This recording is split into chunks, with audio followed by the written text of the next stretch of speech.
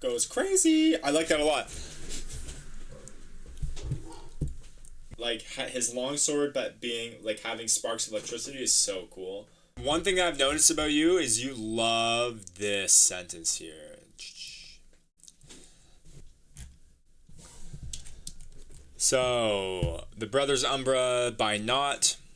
So far, there are two brothers who essentially have the demon and the hero reincarnated inside of them, and it's their journey essentially. And so far, Caesar is the hero of the two, whereas Luca is the demon of the two, and Caesar is hunting him down. Right. Chapter 6, Hero's Light. The Brothers Umbra. Caesar's perspective. The days dragged on, an eternity packed into the 2 weeks since that disastrous birthday. The capital was still reeling from the eruption of black flames, and from Luca's disappearance. Oh, sorry, just had a stroke there. The capital was still reeling from the eruption of black flames and from Luca's disappearance. But for me, there had been no time to grieve, no time to wallow in the loss of the brother I thought I knew. My resolve wouldn't allow it. Father had practically aged overnight. The man who had raised us, who had made our tiny home feel like a sanctuary, now looked like a hollow version of himself. His shoulders slumped as though the weight of the world had settled onto them, his once strong hands trembling as he fiddled with a half-finished carving at the kitchen table. He hadn't touched his tools in years, but now he carved endlessly, as if each chip of wood would whittle away his guilt. I didn't have the heart to tell him it wouldn't. Caesar, he said one evening, his voice hoarse and uneven. He's not gone. I know my boy wouldn't. His words faltered, leaving an aching silence between us. I clenched my fists beneath the table, nails digging into my palms. I wanted to tell him he was wrong, that I'd seen the truth, that Luca hadn't just lost control, he'd become something else, something that could destroy everything if left unchecked. But I didn't. Because as much as I wanted to believe that the brother I'd grown up with was still in there, I knew better. I'd seen it in his eyes when he turned to me that day, the crimson burning like a wildfire. Whatever Luca had become, it wasn't my brother anymore, and that left me with one job, to put an end to it, to him. I excused myself from the table, ignoring Father's pleading gaze. I couldn't let his hope infect me, couldn't let it weaken my resolve. Outside, the cool night air hit like a slap, sharp and bracing. I welcomed it, letting the chill settle into my bones as I leaned against the porch railing. Above, the stars blinked indifferently, their light pale against the inky darkness of the sky. "You're out late." The voice startled me, and I turned to see Sir Alden approaching from the path. The old knight moved with a purposeful stride, his armor polished even in the moonlight. He'd been tasked by the crown to oversee me, the so-called hero destined to save the world, to save it from my own brother. "Couldn't sleep," I replied tersely. Alden nodded, stepping closer. He leaned his hands on the railing beside me, his expression unreadable. "Rest will be hard to come by in the days ahead," he said. "You've been training well, but—" He hesitated, choosing his next words carefully. "Hesitation could cost you, Caesar. You need to be certain of your resolve." "I'm certain," I said, the words coming out harder than I'd intended. Alden raised an eyebrow, but didn't challenge me. "Certainty is good," he said after a moment, "but conviction comes from more than words. When the moment comes, will you hesitate?" I thought of Luca, of the way we'd raced through the woods as kids, laughing and daring each other to climb higher, run faster, of the late nights whispering secrets under a blanket of stars, of the way his face had twisted with fear and pain in the plaza before the flames erupted. "No," I said firmly, forcing the memories aside. "I won't hesitate." Alden studied me for a long moment, his piercing gaze like a blade slicing through my defenses. Then he nodded, as if satisfied. "Good. Because hesitation isn't just a risk to you, it's a risk to everyone who's counting on you to stop him." Stop him. That was all anyone said. Not save, not help. Stop. As if Luca was already gone, replaced entirely by the monster that shared his face. But I couldn't stop the small, traitorous voice in the back of my mind that whispered, "What if he isn't?" Alden's voice broke through my thoughts.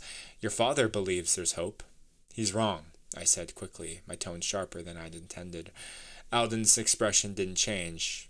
"Perhaps. Or perhaps he knows something we don't. Either way, hope is dangerous if it blinds you to what must be done." I nodded, though the words felt like ash in my mouth. Hope was dangerous. It was a weakness I couldn't afford, not when the fate of so many rested on my shoulders. I woke before the sun, the air still heavy with the chill of the night.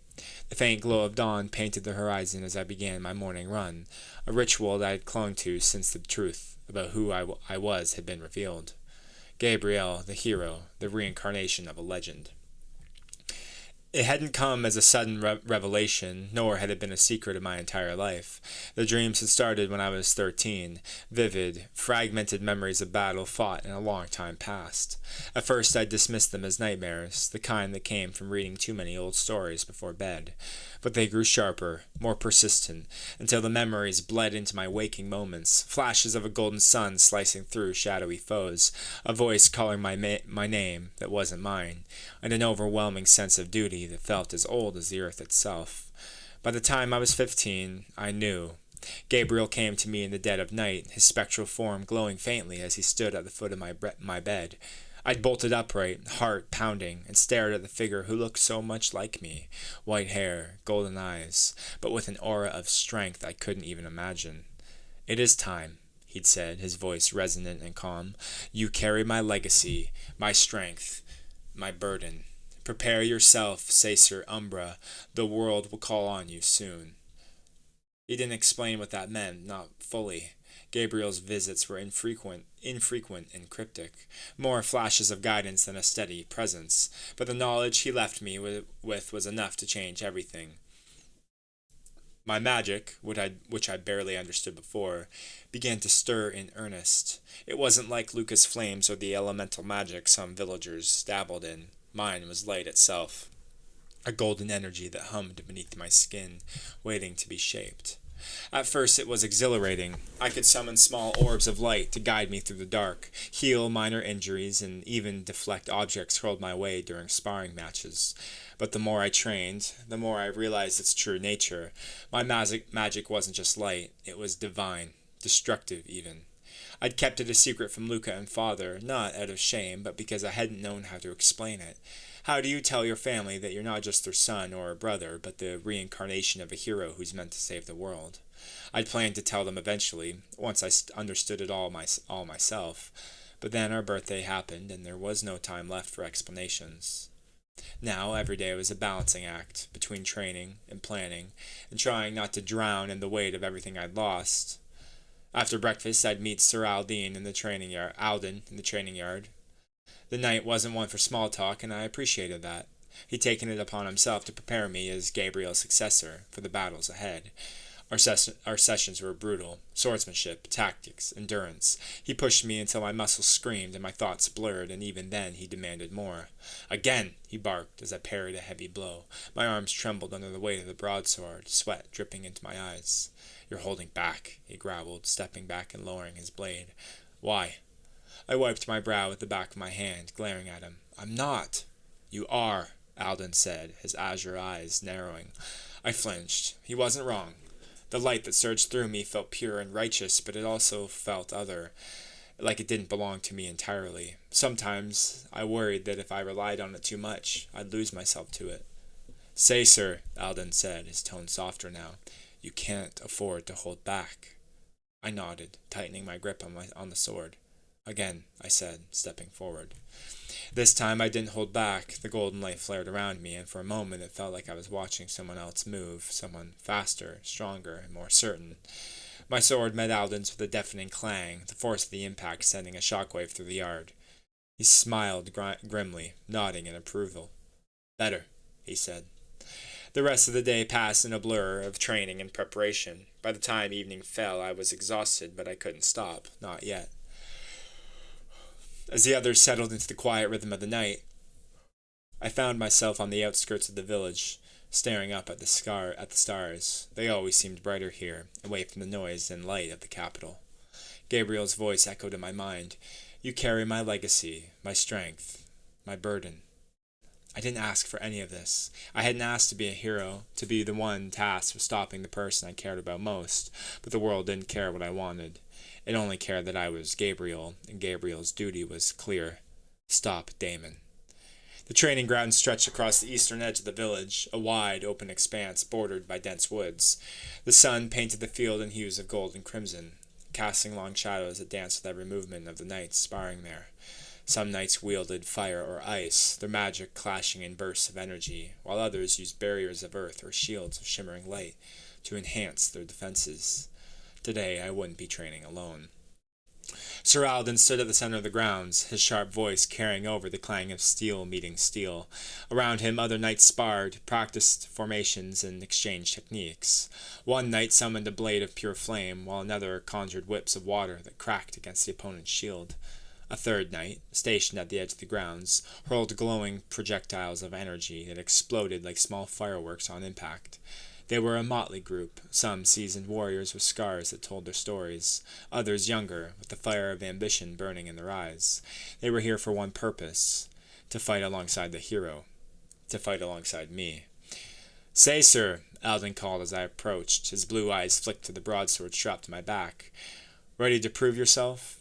I nodded, tightening the straps on my bracers. My muscles still ached from yesterday's session, but I couldn't afford to show weakness, not here. "Good."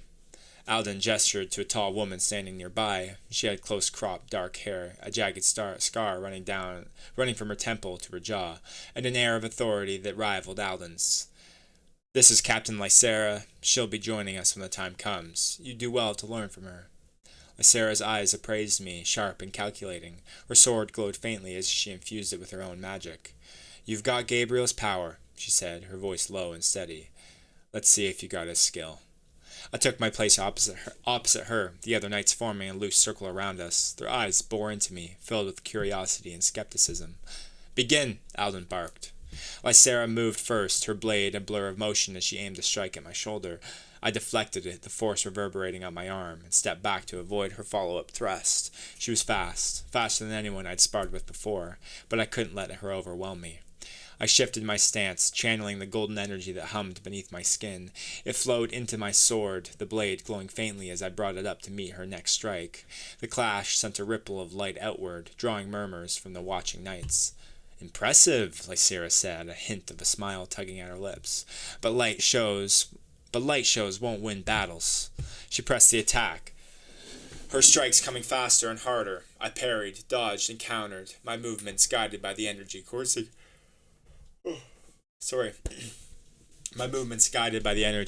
through me. Each swing of my sword left a trail of light in its wake, the magic enhancing my speed and precision. For the first time, I felt like I wasn't just reacting. I was anticipating, controlling the flow of the fight. To the side, one of the younger knights, Edric, grinned as he watched. "Looks like the hero's got some tricks," he quipped to his sparring partner. "Enough!" Alden called after what felt like an eternity. Lysera stepped back, lowering her blade and nodding in approval. "You've got potential," she said, her tone grudgingly respectful.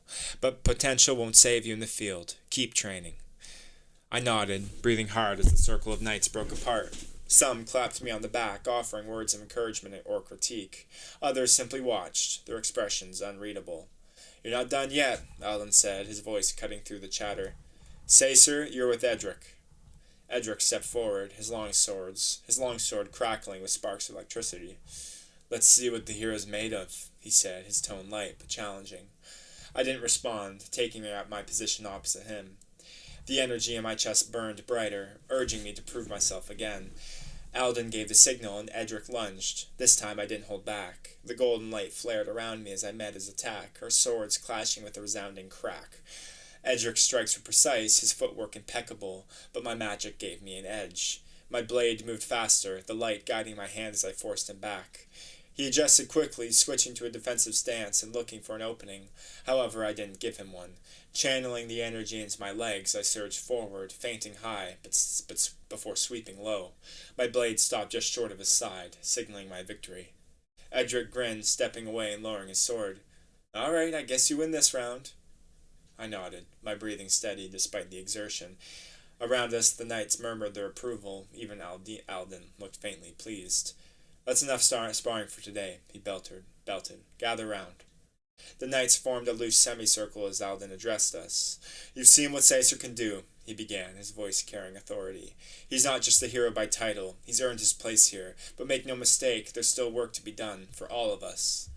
His gaze swept over the group, lingering on me for a moment before continuing. When the time comes, we'll stand together, as knights, as warriors, as a shield against the darkness. Train hard, fight harder, and remember, we fight for each other, always. A chorus of affirmations followed, the weight of Alden's words settling over us. As the knights dispersed, Lacera approached me, her expression unreadable. You did well today, she said, but don't let it go to your head. There's a difference between sparring and war. Out there are no do-overs. I know, I said quietly.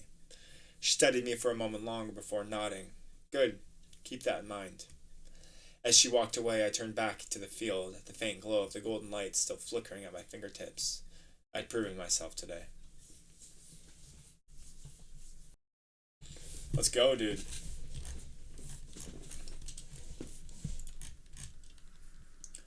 Goes crazy. I like that a lot. One thing I've noticed about you is you love this sentence here. A hint of a smile tugging at her lips. I think you've used that every single chapter, maybe twice. Just something to keep in mind of.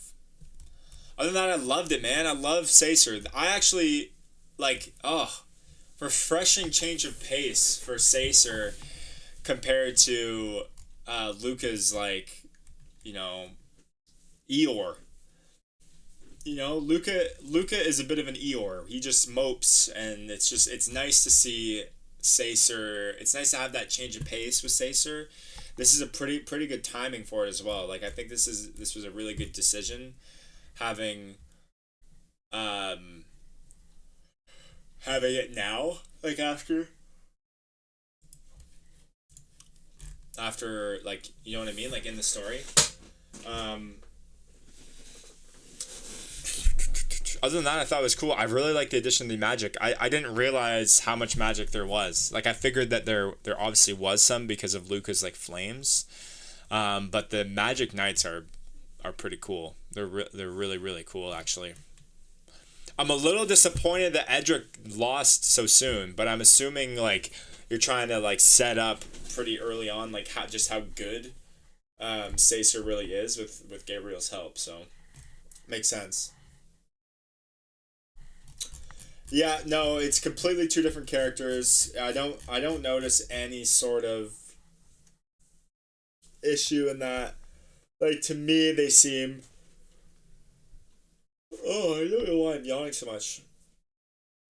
To me, they seem completely different. I thought you did great. I will say Edric is a mainstay. Cool. Yeah, I would have liked to see him do more. I feel like he kind of got his butt kicked a little bit. I know he did that on purpose, but he seems cool. The electricity, his longsword, but being having sparks of electricity is so cool. Something really neat about that. I love that. But no, I thought this was great. I love the change of pace. I really did. You did a good job with Sacer. No, it's more so that it's such a good line.